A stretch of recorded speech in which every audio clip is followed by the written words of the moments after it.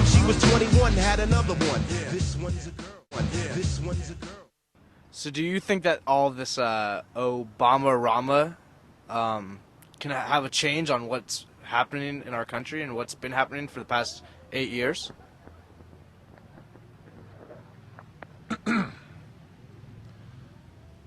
Well, if I'm going to be fair, and I have to be fair, is it a fair thing to even believe or expect that even something like Obama-Rama could clear the guilt-ridden slate of this nation's reputation? Unfortunately, no. Obama-Rama cannot clear the guilt-ridden slate that was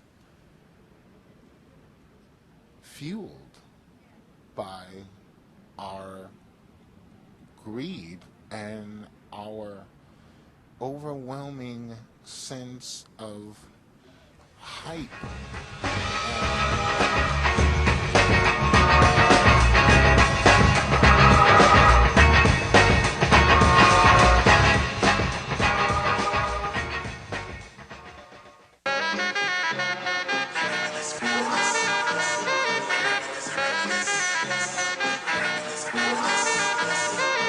I reminisce. Yeah.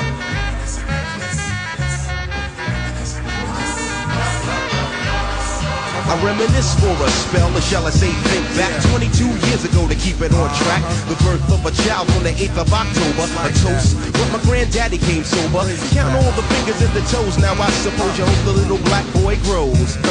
18 years younger than my mama, but I rarely got beatings cause the girl loved drama. In single parenthood, there I stood. By the time she was 21, had another one. This one's a girl, let's name her Pam. Same father as the first, but you don't give a damn. Irresponsible, plain not thinking. Papa said chill, but the brother keep winking. Still he won't down you or tear out your hide. On your side while the baby make a slide. But mama got wise to the game. The youngest of 5 kids, hun, here it is. After 10 years without no spouse, mama's getting married in the house. Listen, positive over negative for the woman a master. Mother Queen's rising a chapter. Deja vu, tell you what I'm gonna do when they reminisce over you, my God.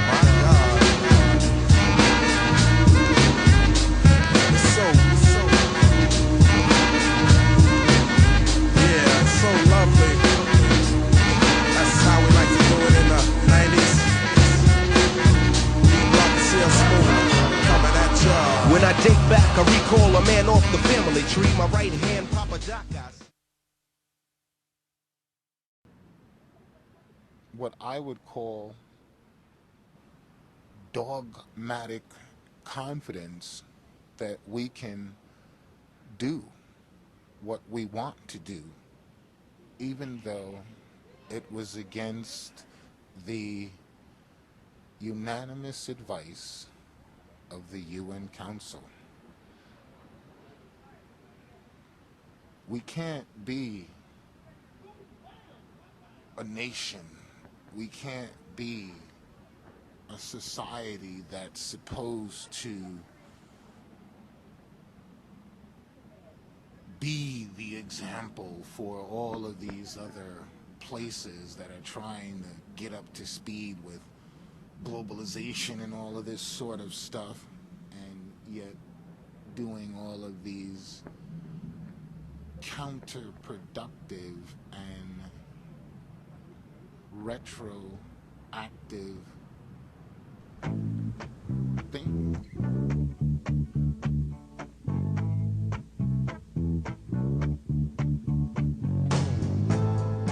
Thinking about the times you drove in my car,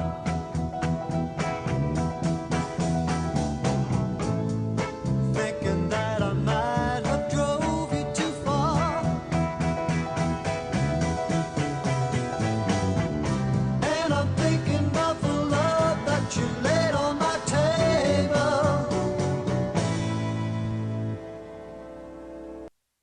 one needs to bear to when playing a chess game is not finding ourselves, allowing ourselves to become too hyped or too pumped with a lot of anticipation, because one of the things that we learn from playing chess is that anticipation sometimes has a tendency to lead to anxiety.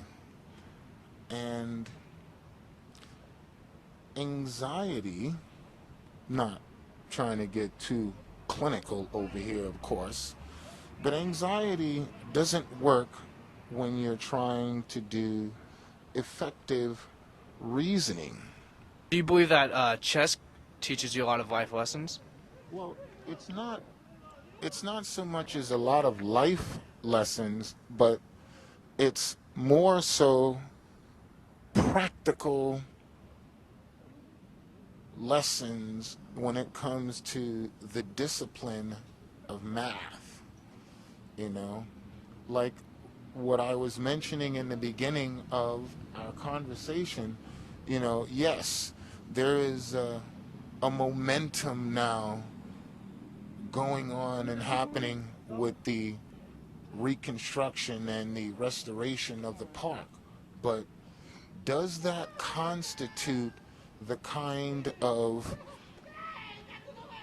quote-unquote upgrade and or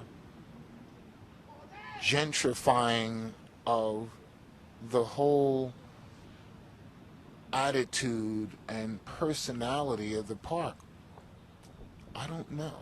And I think this whole thing also applies to what's happening with Obama and a lot of the Obama-Rama that we're experiencing.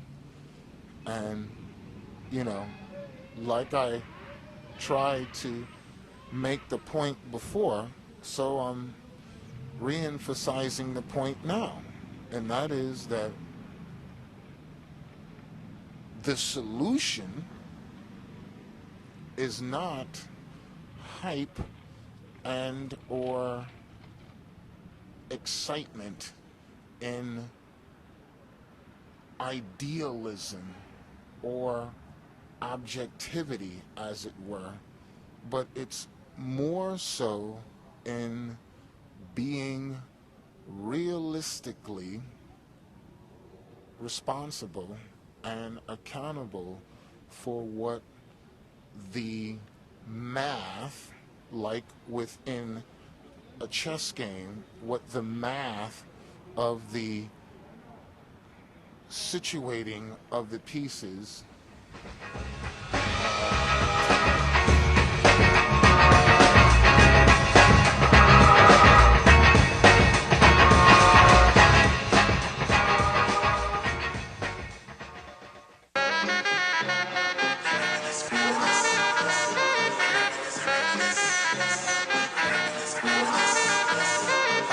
I reminisce.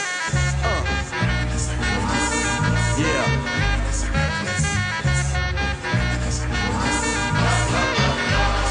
I reminisce for a spell, or shall I say think back 22 years ago to keep it on track. The birth of a child on the 8th of October, a toast, but my granddaddy came sober. Count all the fingers and the toes, now I suppose you hope the little black boy grows.